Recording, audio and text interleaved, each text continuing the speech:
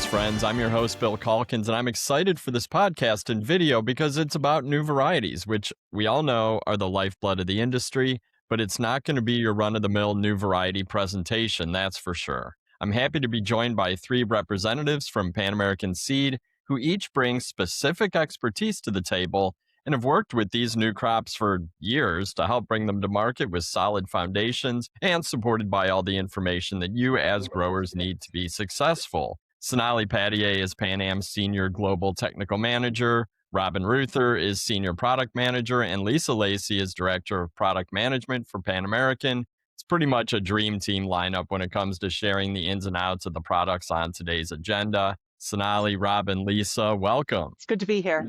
So before we get into the 5 products on tap for today, which are really 5 very different products covering a range of product types, uses, and market position, it's currently early spring if you're listening or watching in real time. It's actually not quite spring, but it's pretty close, and it feels like it today in 2026. And I'm wondering what PanAm's new variety roster for 2027 looks like from a big picture, high level standpoint. I guess, should the industry expect a huge year in terms of volume of new or in terms of major breakthroughs or both? And Lisa, I'm going to throw this one to you. Your view is really comprehensive and global, but Sonali and Robin, feel free to jump in if you want. I think the palette is quite diverse. You kind of mentioned it in these upcoming 5 products that we're going to talk about, and this represents our introductions for this coming year. We have, I think, a great selection of items that serve a range of market needs. Main season, annuals, early spring. We've got some really good perennial introductions. We're bringing new items into the vegetable segment. So it's really a great palette of products that are diverse. And also there's some solutions that we're bringing to some of the challenges in the marketplace. Cool. And Sonali, from what you've seen out in the market, I guess seeing growers and seeing trials who've already had some of these crops on the bench, are the growers excited about adding these to the mix? Oh, absolutely. The ask has been, when can we get the seed? And so in case of some of these products, we have actually launched a little bit earlier. Typical sales begin on April 1st.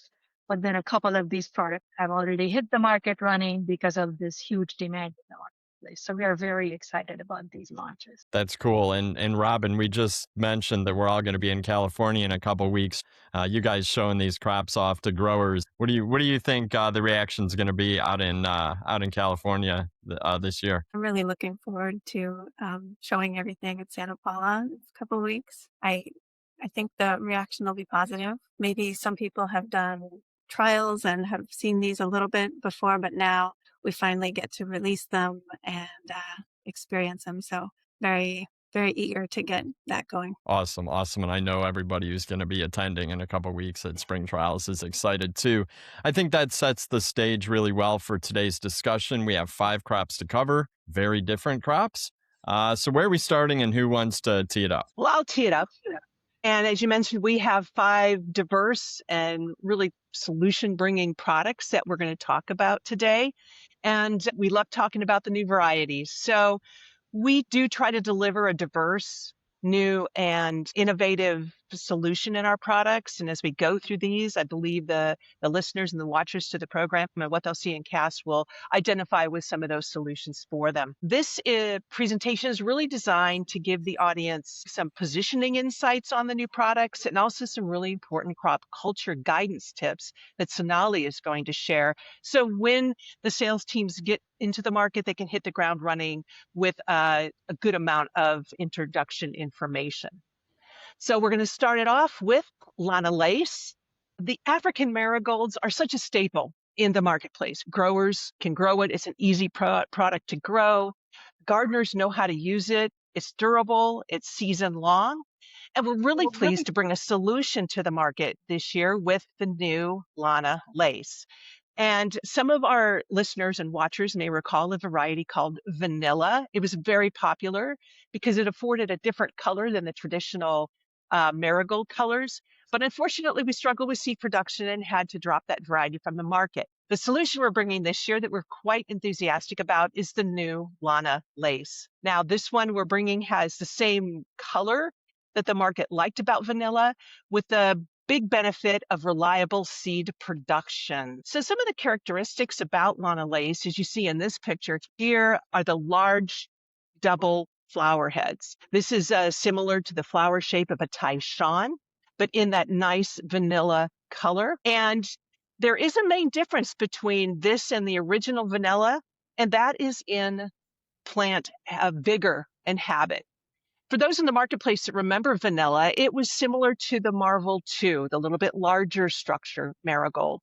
As you see clearly in this image, Lanna Lace is very similar to the Taishan plant habit. So that gets an opportunity to grow in packs along with the pots and the quartz, and with a little bit more controlled plant structure, but not giving up the great color that the market really appreciates. So we've brought this to market and we have good seed availability. And a little bit about the name Lanna. So the name Lanna is really a tribute to the Lanna Kingdom in the Chiang Mai region of Thailand. And it's in this region is where we have our breeding facility. And that's where this product was bred. So it's kind of a tribute to that region and that team for bringing back vanilla. I'm going to hand it off to Sonali right now to talk about some culture tips. With its unique color, Lanna Lace positions really well as an add-on to existing African marigold programs. With its creamy white color, it's such a nice addition to any kind of color palette in mixed combination containers. And retailers have been repeatedly asking for novel, interesting combos, particularly in heat tolerant segment for the summer. And so this product would perform really well in that segment. Because white color is so versatile, it is not just limiting to summer. It can also be used in early spring or fall combinations, not just in mixed containers, but also in mixed plantings in the landscape, because it's not just for a container use, it's also for a landscape use. It's good to remember that African marigolds are facultative short day plants. That means they flower faster under short days. They flower about a couple of weeks faster under short days compared to long day conditions. And what's advantageous is that this short day treatment can be given in plug stage. So you don't have to black out an entire greenhouse for finished production. You can just black out a smaller section of plug production and give short days in order to hasten flowering. One added benefit of short days is also consistent plant habit, because plants are more compact under short days and they tend to be a little bit taller under long days.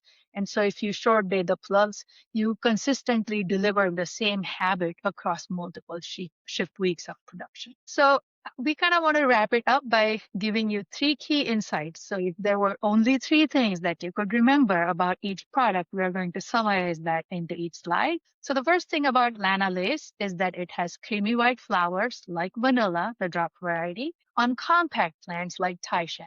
It easily adds on to existing African marigold programs, and it can be also a nice add into heat-tolerant combos. And finally, they are facultative short day plants, and giving 2 weeks in plugs of short days hastens flowering and gives you consistent plant habit throughout the production phase. We will pivot to a different class next and talk about Bacopa. So for some history, PanAm has a series of seed Bacopa called the Topia series that's been on the market for some time. And it's a good, reliable option from seed. It comes in a white, a blue, and a pink. But over the years, one of the most common requests has been for a larger flower size. The growers want something more comparable to the vegetative varieties on the market.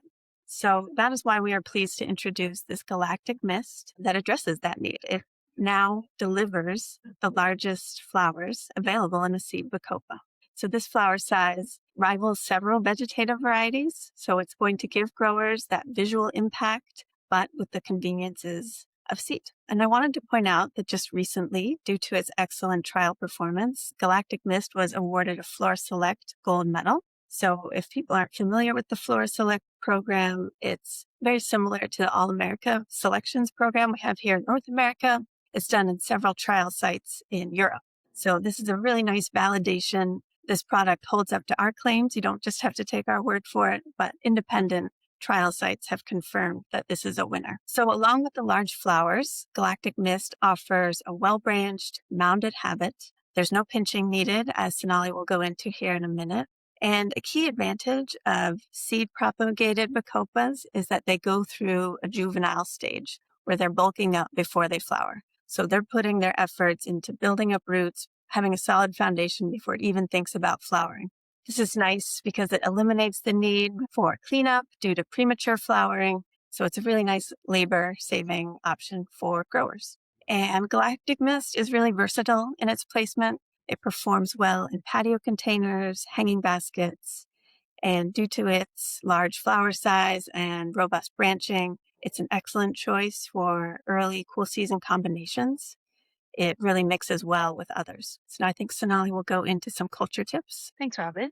We are supplying Galactic Mist as a single-seeded pellet. So that's a little bit different than our Topia series, which is currently offered as a multi-seeded pellet. So if you could just take one thing absolutely from this presentation, please make sure that you multi-sow this product.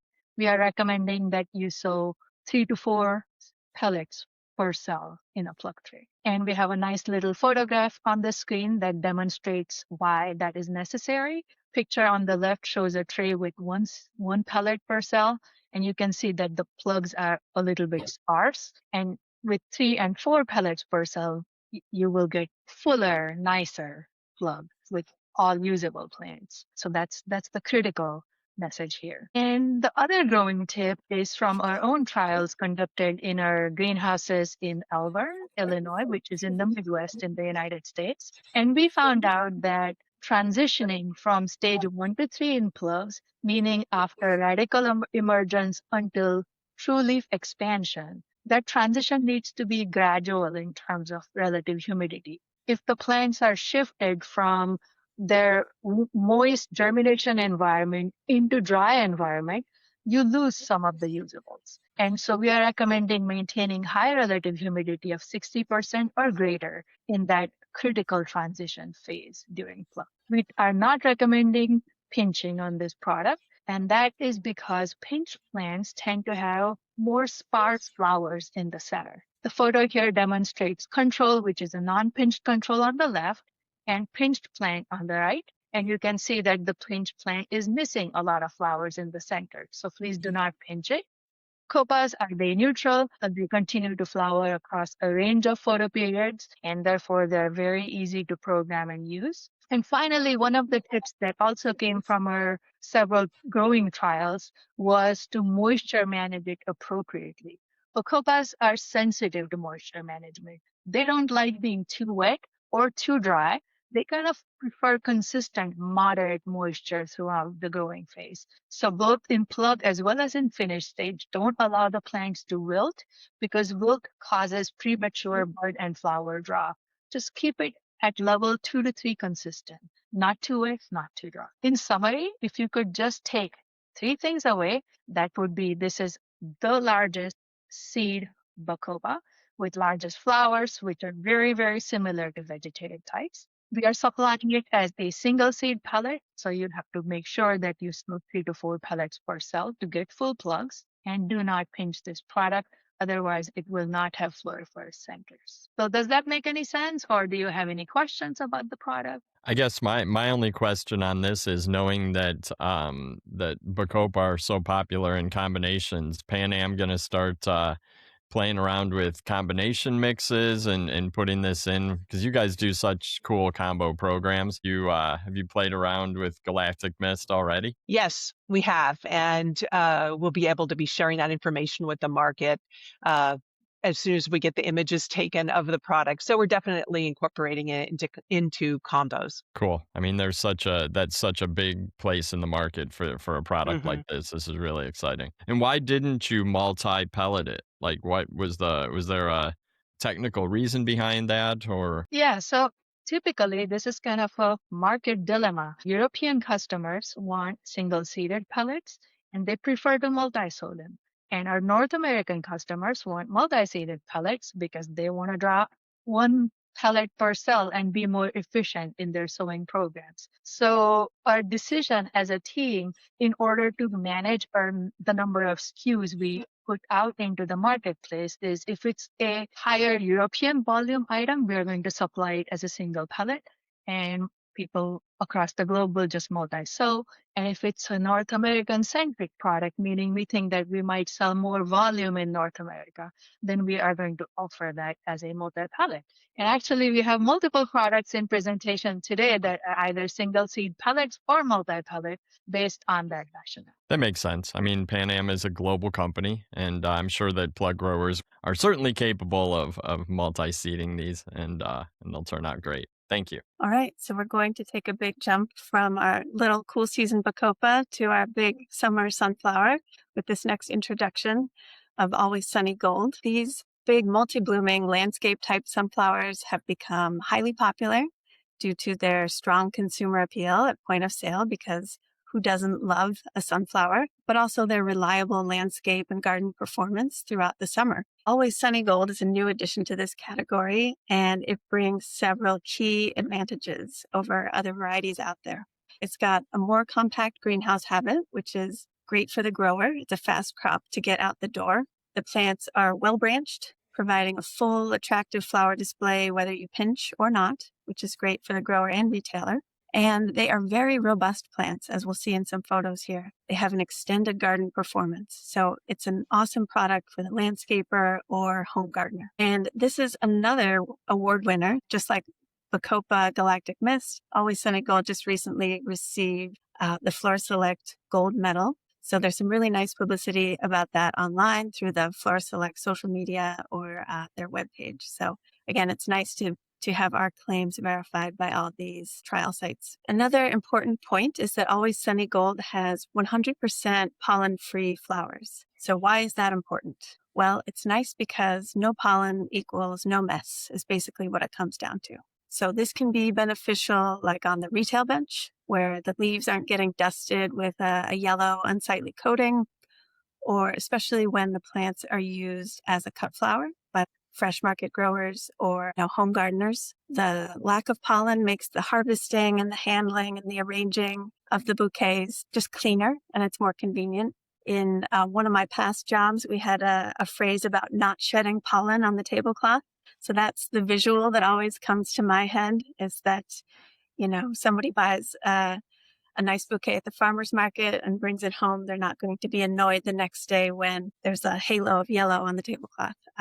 So these pollen-free blooms have a nice advantage of being just a no-mess solution. But while the flowers are pollen-free, I want to clarify and emphasize that they are still pollinator-friendly or beneficial insect-friendly. I get that question a lot. If people are interested, I would encourage you to do a little reading about the food sources for bees and learn about how they need both pollen and nectar.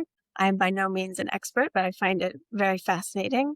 And when I'm out there in the trials, I am surrounded by happy bees, just buzzing away, doing their thing. I do my thing. We coexist in a very nice way. But I want to emphasize that it is a good plant for beneficial insects. This variety is really well suited for landscape programs. As you can see here in this photo, we're demonstrating the longevity. So we have the leading seed competitor on the left, which has just kind of exhausted itself.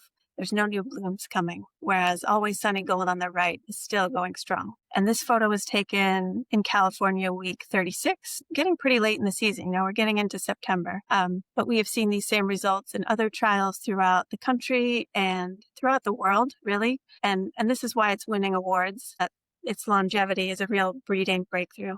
Because of this landscape performance, it has also been added to the PanAm Pro Landscape program. So a great item to just maximize the color in the landscape. I think you're going to have very high consumer satisfaction with this performance. Culture standpoint, we are supplying this as raw seed, and sunflower seed tends to be quite a bit larger than our common annuals in production. And therefore, we are recommending a slightly larger tray size. Typically, for most products, we recommend 288 cell trays, but we are recommending 128 cell or larger tray for sunflower. Covering is critical for getting maximum germination, and this is true for all large seeded items, including Always Sunny Gold sunflower.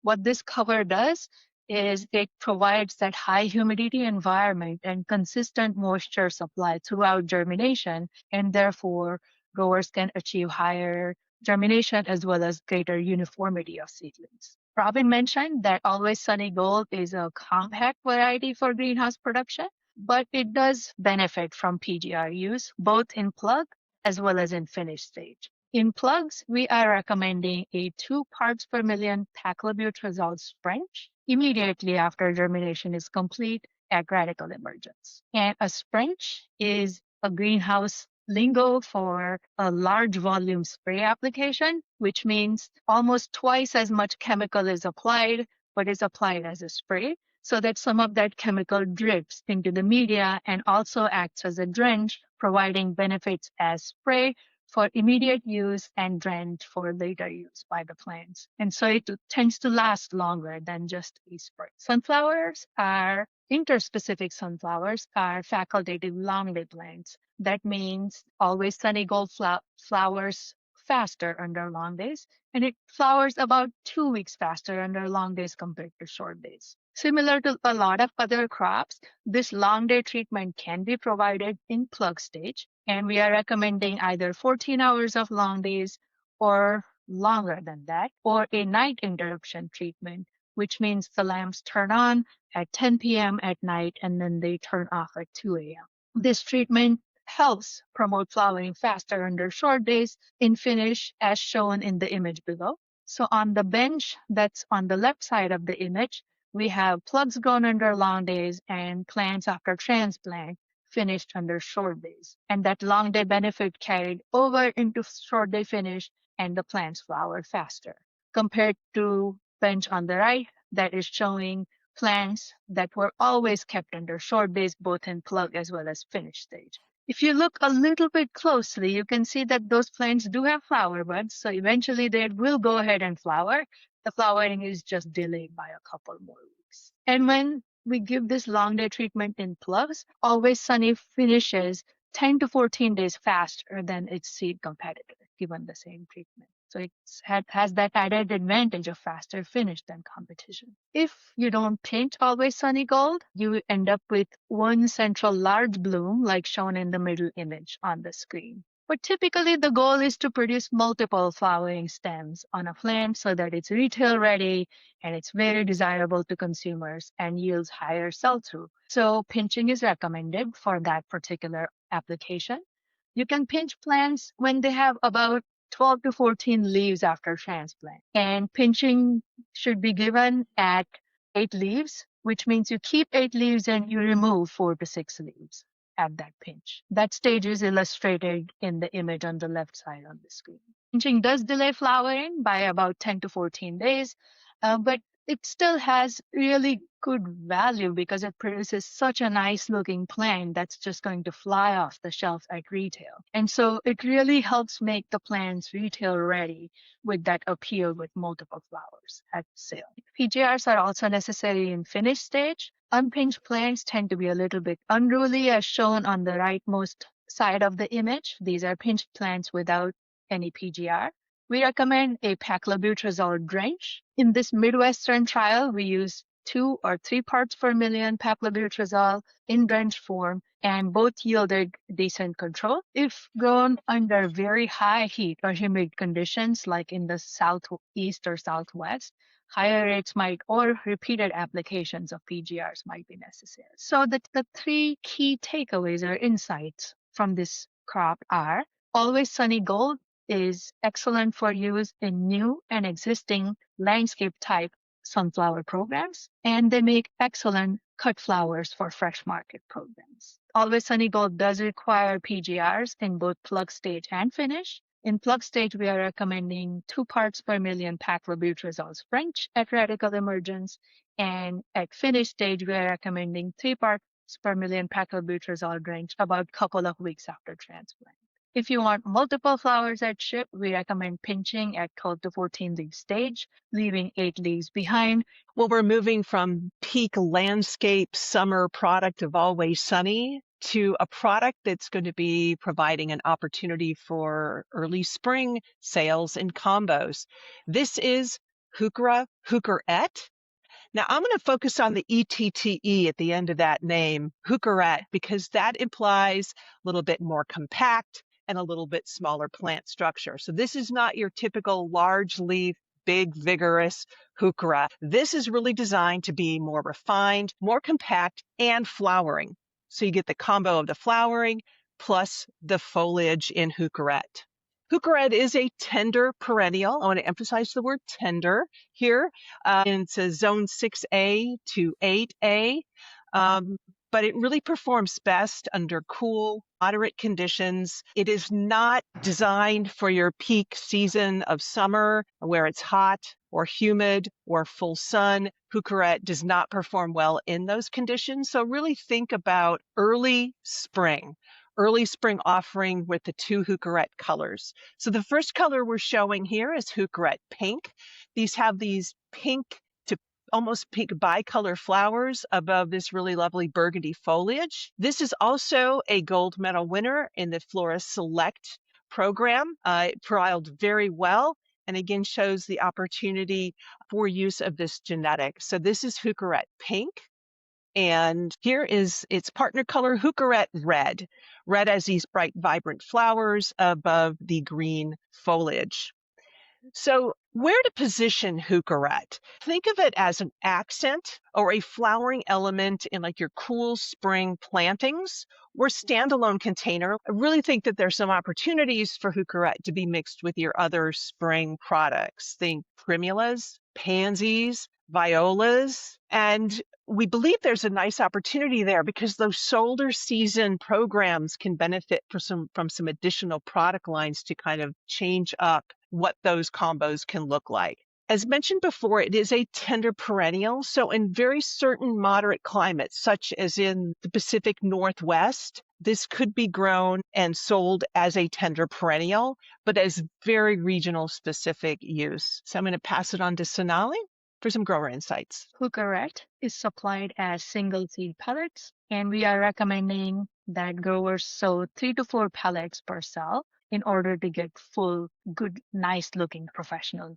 plugs. Similar to Bacopa, we are also recommending a gradual transition from stage 1 to 3, meaning after germination until full leaf expansion for about 3 weeks, keep it under higher humidity. Don't shock it by moving it from humid stage 1 environment to dry stage 2 or 3 environment. In the photo, we are illustrating the dramatic difference between the yield when plants were transitioned suddenly from germination conditions to 40% humidity. We saw very sparse looking trays as seen on the left side. And when transitioned gradually from germination environment into high humidity environment of 60% or higher, we saw very nice looking trays of Heucherette. Heucherette is a first-year flowering perennial, meaning it does not need a vernalization treatment. And it's also day neutral, so it flowers under all photoperiod. And both these attributes make it really easy to use because it doesn't need any kind of special treatment. It is a cool product. We are mentioning this over and over because it is critical that it is grown under cooler conditions so that customers can really enjoy its benefits of both great quality foliage as well as beautiful flowers. The plants will flower sparsely when grown super cold at 50 degrees Fahrenheit or cooler temperatures. And it also flowers sparsely when grown fairly warm in the 70s or so temperatures. So its sweet spot for getting uniform flowering is into low to mid 60s in Fahrenheit. And in the image that's shown on the screen, you can see a couple of plants with full blooms, and those were grown at 63 degrees average daily temperature. Of the two varieties, pink is 1 week later to flower compared to red. So the 3 key insights or takeaways for Heucherette are, first of all, it is for use in cool season. It works really great in combinations, either as a foliage component or as a flowering component. It is a single seed pellet, and therefore we are recommending sowing 3 to 4 pellets per cell to get full plugs. And finally, grow it in cool conditions in mid 60s in Fahrenheit to get the most uniform flowering out of this crop. With that, Bill, I'll throw it back to you. Do you have any questions about Heuchera? What's the ideal container size to grow this in? Can I grow it in quarts and send it to retail, or does it require something bigger? Definitely quartz it's Okay. a really good size for this product because the plant structure is a little bit more compact. So I think if you get in too large of a container, then certainly you can do multiple plants. But if you're doing a single, then a quart is a sweet spot for the Heucherette. And it makes it the perfect combo component as well. I totally see Mm-hmm. that used for this early season combo. It's just going to look Yeah. totally different than anything else you'll see in that pot. Mm-hmm. Mm-hmm. I like No, the that's fact that cool. the flowers are an added advantage because not only just, the foliage will combine well, but sometimes you need some Mhm. height element in those combos. And the Heucherette flowers will certainly provide that in these early spring combos. Yeah, no, that's really nice with that Mm, color of the heuchera foliage. That's a Mm-hmm. neat plant. I love that red. That red looks Mm-hmm. really, really vivid. Mm-hmm. So last but certainly not least, this is one of my favorite introductions out of PanAm this year. And this is truly a spectacular introduction, I must say. It's a Sedum Spectacular, a new addition to the PanAm perennial programs. These sedums are truly staples of landscape. They're durable, and Sedum Spectacular fits perfectly in there. It has all those elements that growers, that the landscapers expect from this type of sedum in terms of being durable and cold hardy, which I'll get into a few minutes. The big difference here is we're providing a solution to the market. This is a seed sedum, and feedback we've received from the market is that growers struggle in getting the vegetative cuttings in at the right time, so they're not initiated. And so this provides an easy and simple solution to have reliability whenever the grower is needing to sow the product. So we're really pleased to bring this solution to the market. The product itself is a bit more compact than some of the leading vegetative genetics in the marketplace. I also find that the foliage color is a slightly brighter and slightly lighter color than some of the traditional vegetative ones, which brightens up some of the uses. This is a superb landscape performer. It fits into our pro landscape program. The bottom right, this was Elburn in our pro landscape trials. What is also a little bit different from this one compared to vegetative is while you do get a large flower head, you can see that on the upper left, it's not so big that the plants tumble over. And we see that sometimes with the vegetative ones, they break open. And so you lose that mass. That is not an issue with the spectacular genetic. So you're getting durability also in plant structure as well as cold hardiness. And you get these lovely pink flowers. So it's a really nice combination of that mid-green and pink flower. And the durability, I've mentioned that a couple of times. It's hardy to zone 3B, so it can be used anywhere the vegetative ones are being offered. We are supplying Sedum Spectacular as a multi-seed pellets or MPLs. Therefore, you just have to sow one seed, one MPL per pellet, per cell in plug production. We are recommending some PGRs both in plug stage as well as finished to get more tone product. Certainly, if you grow this product cold, PGR may not be necessary, but it's a multi-season use product. So it's used in early spring, in summer, as well as in the autumn.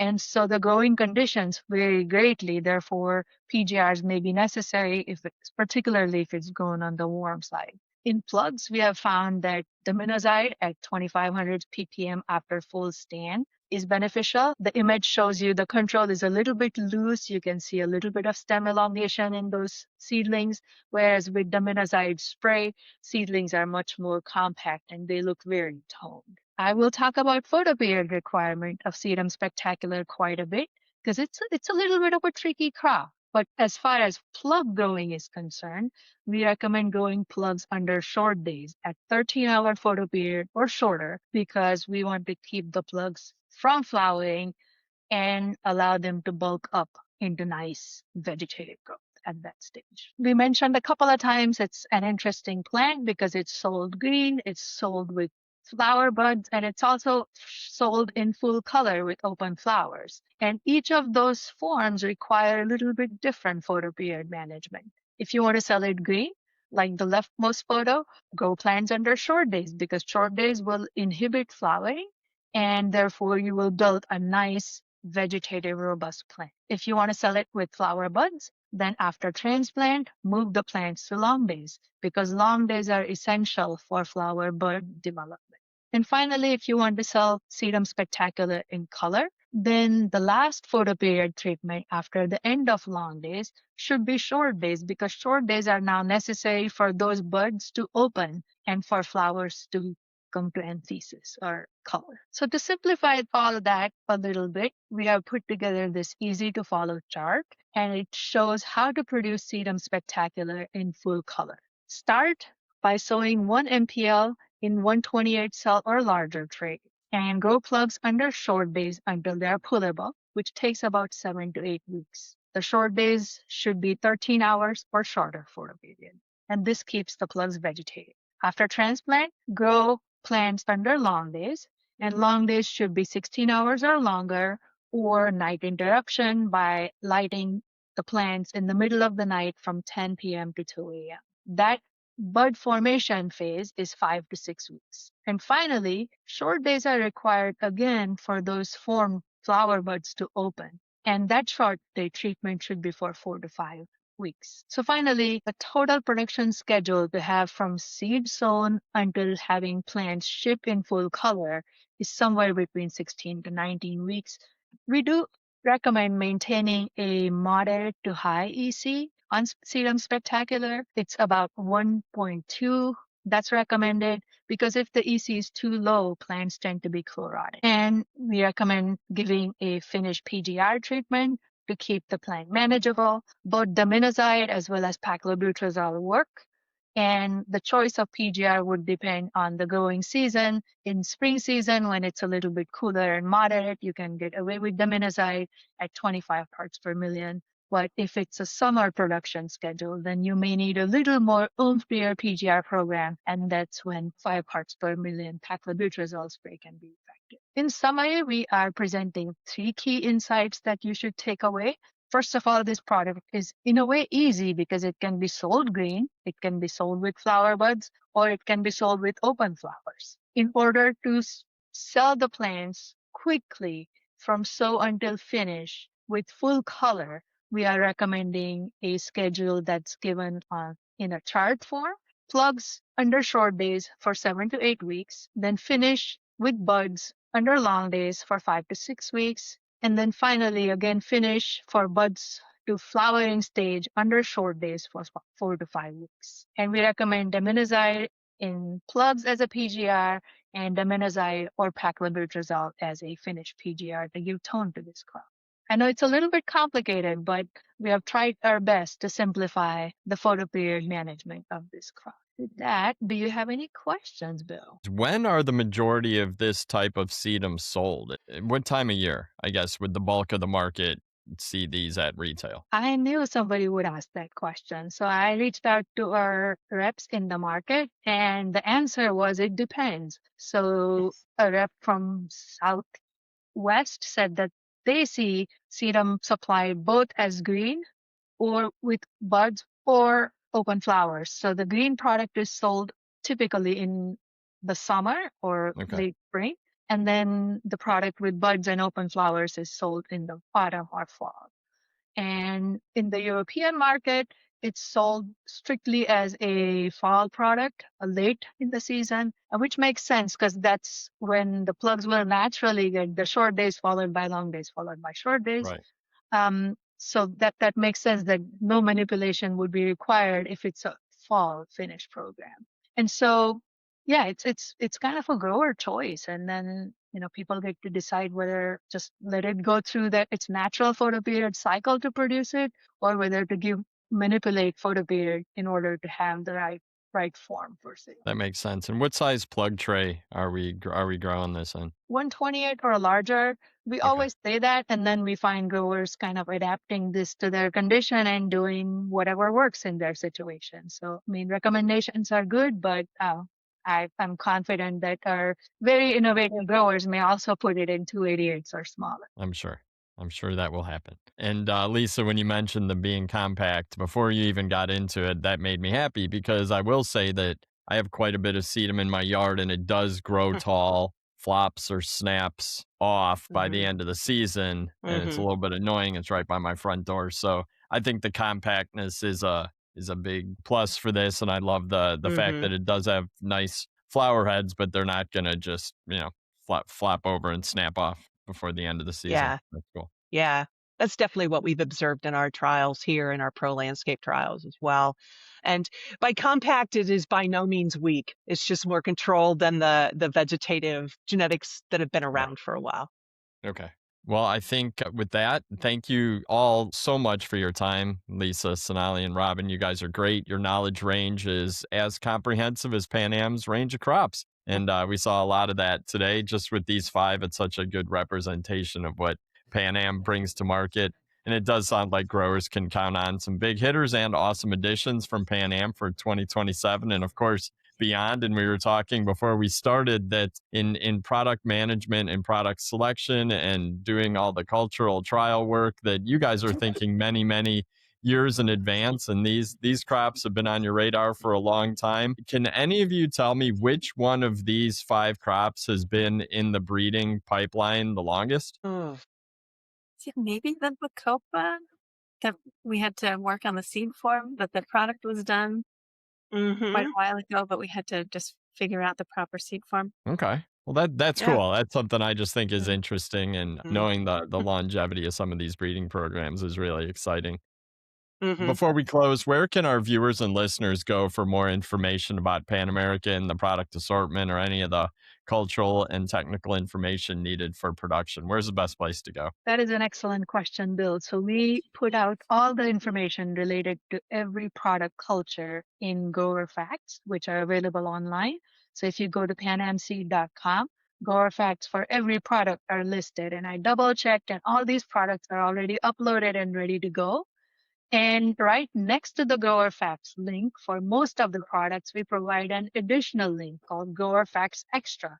And this is a little bit something extra tidbits like we provided together that don't necessarily fit our rigid format of Grower Facts, but provide extra information along with photos of trials. That's the easiest place. And then, of course, we print the green book called Product Information Guide, which we affectionately call PIG. Those have been printed and have been out and about already for these new products. Excellent. So panamseed.com. I will put links in the show notes and video description, and definitely encourage folks to go there, look at the grower facts. There's so much information. It's one of the things that I respect most about your team is the resources that you put out and the grower support, and it's not just one and done. After the products are released, that support continues and the resources keep coming year after year as we all learn more about these crops. So thank you, all of you guys. Thank you again so much. Thank you, Bill. Thank you. Thanks, Bill. And I can't wait to see these products in action in the coming years. And to the audience, I'm your host, Bill Calkins. Thanks for listening. Thanks for watching. Here's to an awesome 2026 season and beyond. Take care out there.